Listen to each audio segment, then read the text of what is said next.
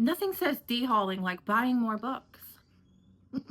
Hi, my name is Erica. Welcome back to my channel. Today, we are obviously doing a book haul. I recently, in my previous video, de-hauled a plethora of books. And while I said I wasn't going to buy a whole lot, I hadn't really bought any books this year, other than Onyx Storm. And I was wanting to buy some books that have really been on my wish list or are part of my 25 for 25 and or book trophies of books that I have read that I really enjoyed, but wanted a physical copy knowing that I would want to read them again in the future, you know, book trophies. So let's get into it. First up is Demon Copperhead by Barbara Kingsolver. I have heard hit or miss about this book. People either really love this book and say that it altered their brain chemistry forever, or they really hated it and said it was very pretentious. I have read and watched both sides of the spectrum, and what I've gathered from those who thought this book was pretentious are people who pronounce Appalachia like Appalachia. Okay?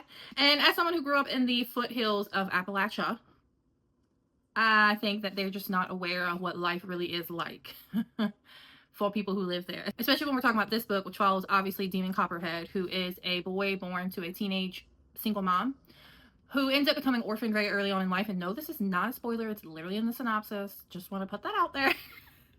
And kind of following his life. I've heard a lot of people say that this is like A Little Life, but like more dramatic. And then obviously because it is in Appalachia, it does heavily discuss and obviously the topic of the opioid crisis is heavy in this book. And so if you are someone from Appalachia, you know that that has been a huge problem in that region for a long time. So for me, I'm very excited, and I'm hoping that I do lean more towards the I really loved this, especially since I grew up an extremely poor child. Maybe not as bad off as this poor baby, but I am excited, and I've heard, like I said, great things. And it's won a Pulitzer. We love that. I love that. It's not a have to have for me, but you know, it's good to know. Obviously people liked it. The words Aquatofana by Bailey.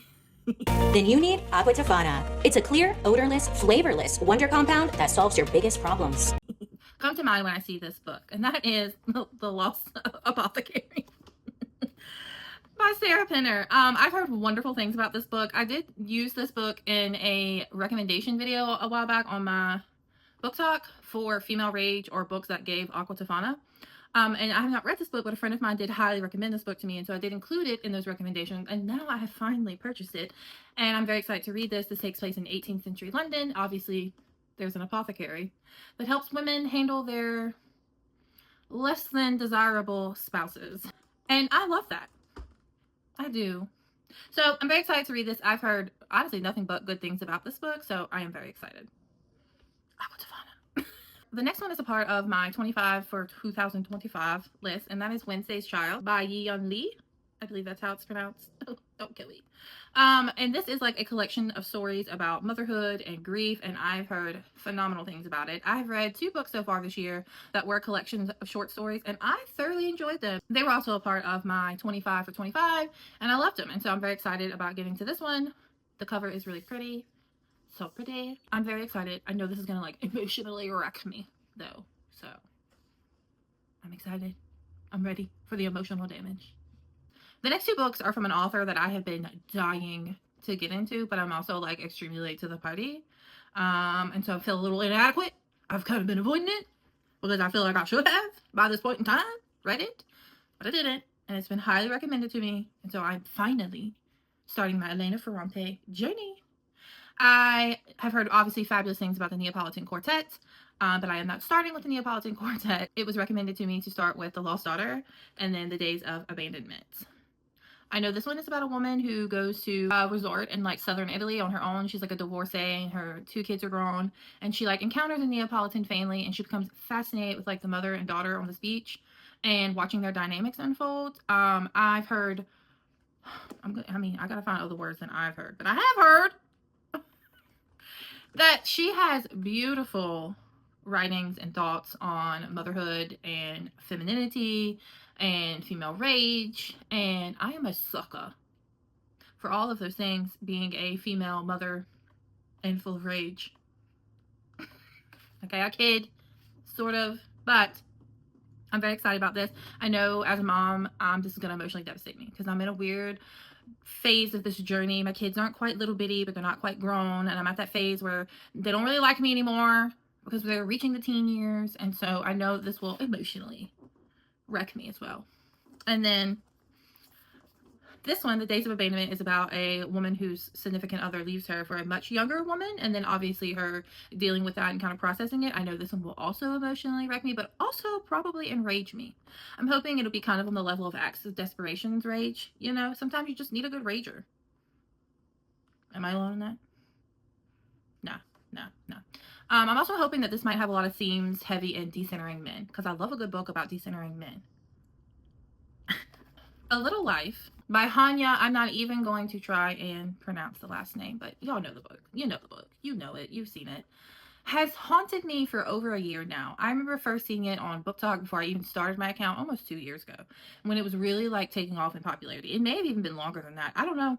Everything since COVID has kind of blurred together, but I wanted to read this so bad when it was like at its peak and everyone was sobbing over it and talking about it, and I went to the Big Barns to go and get a copy. And at this time, I had not really like taken off a whole lot in my reading journey as much. I certainly wasn't buying physical books that often. So the fact that I went to go buy a physical book was a big deal, because otherwise I would have just read it on my Kindle.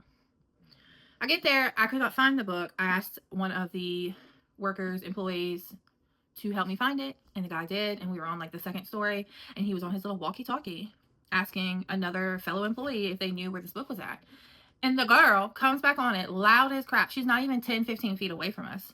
So it wasn't even the fact that I was standing there and I could hear everything. I could also hear everything because she wasn't that far away. And she literally went on a tangent about, I don't know why anyone want to read this book. It's a whole book about heartbreak. Who wants to read that? You have to be demented in the head. And the shame I felt. I grumbled. He handed me the book. I said thank you in my polite millennial way, because I wasn't going to be like, nah, no thanks, I don't want it. And I walked off. I circled around the store a few times, and then I put the book back when no one was watching, and I walked away because I was so embarrassed. We've since grown, and F her, honestly, because how you gonna work in a bookstore and be judgy?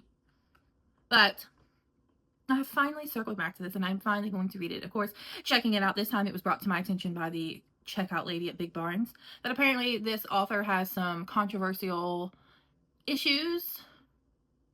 I don't know really anything about it, so I mean no offense to anyone when I say that I'm going to read this book, because I honestly genuinely don't know. But I have heard phenomenal things about this book, and I've wanted to read it, and I still wanted to read it this long after we're going to read it.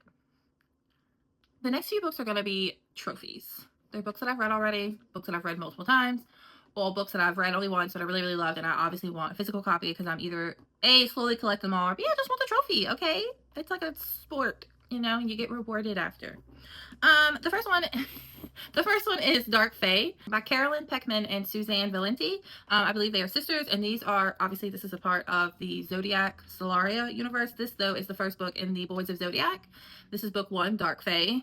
I'm doing a weird reading order for Zodiac Academy. I have read the first 3 books of Zodiac Academy, and then this series is the first branch off, and I'm supposed to read all of them before I go back to Zodiac Academy. So I'm on book 3. I haven't ordered book 2 yet, but I love this series. This series is like a guilty pleasure of smutty writing. And not that all of it is smut. There is smut in these books, but smutty in the sense that this is never going to win a Pulitzer, you know? It's just not. The writing is not the best writing in the world, but I gobble these books down like nobody's business. Every time I pick one up, within 24 hours, I'm done. They're just so good and bingeable. You know, it's like trashy reality TV, honestly. The magic system in this book is also really cool, and both series so far has been really cool. I guess it's the same universe, same magic system, but I thoroughly enjoy this. This book is about Elise Callisto. She's a vampire, and she enrolls into this academy to seek revenge. And this is a white choose. I love good white shoes. If you like a good white shoes, there are multiple male main characters. And this is the only series that I'm going to make an exception for douche canoe men, you know, and find them endearing. Because in any other reality, absolutely not. Absolutely not. But the boys in this, their douche canoe-ness is just so lovable. You know, it's just so lovable. I don't know what that says about me, because normally I'm really finicky about like bully romances or toxic men. But I guess this is just done in such like a funny comedic way, in my opinion, that I just love them. I do. Anyway, so yeah, I've already read this. Love the series. If you are on the fence about the Zodiac Academy, yes, it's a big commitment. It's a lot of books. But so far I've loved it. I've loved it, and it's worth every bit of my time. The next one is a highly sought after book. There was a lot of drama over this book. And that is, I already technically have an edition of this book, but I really wanted this book because I was sold on that it was going to have exclusive artwork. And that is the Target exclusive of Onyx Storm. Yes, the edges are stunning, in my opinion. I do like that the front is, the lettering is in gold. I was super excited. It was, I don't want to talk about the nightmare it was to order this online.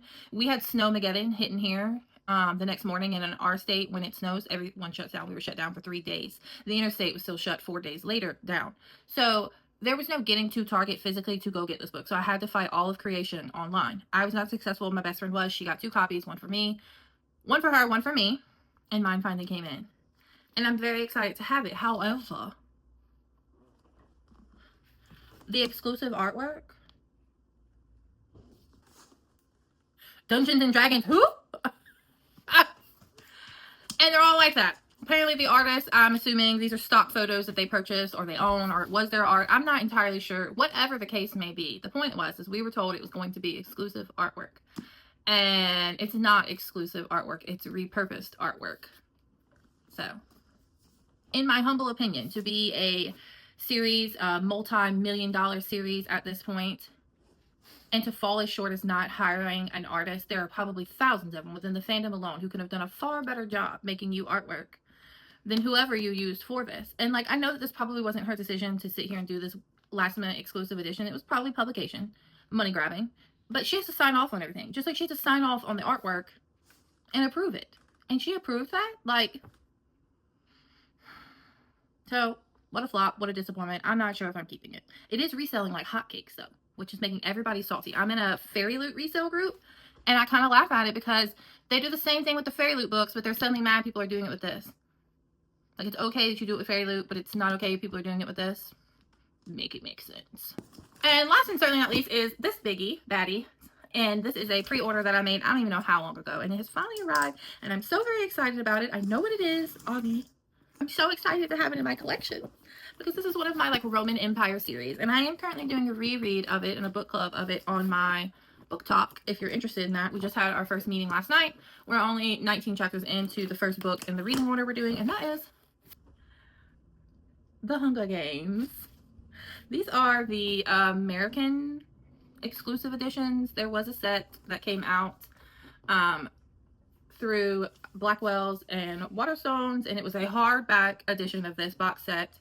And initially they were not shipping them to the US, and then I was able to get a copy of them from Blackwell's. They're up there, over there. See them? They're big like hardback editions. They're much larger than this, and these are paperback editions. And the exciting thing about these, although I do wish they were hardback, is I don't understand the purpose of selling a special edition in a paperback, because the whole point of a special edition is to collect it, and paperback does not have a good like longevity, you know?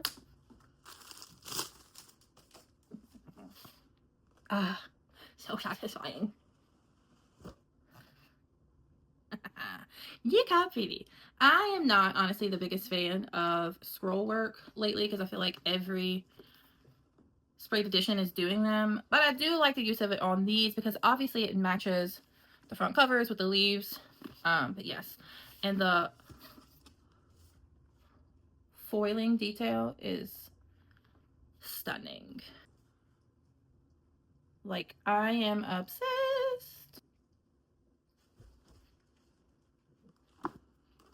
And then the last one. But yeah, they're beautiful. And that is it. That is all. That is all. I probably will not buy any more books until probably my birthday. If I decide to buy them. I don't know. I may wait. Who knows? Anyways. I hope you've enjoyed this little haul with me today, and I hope you're all having a great day.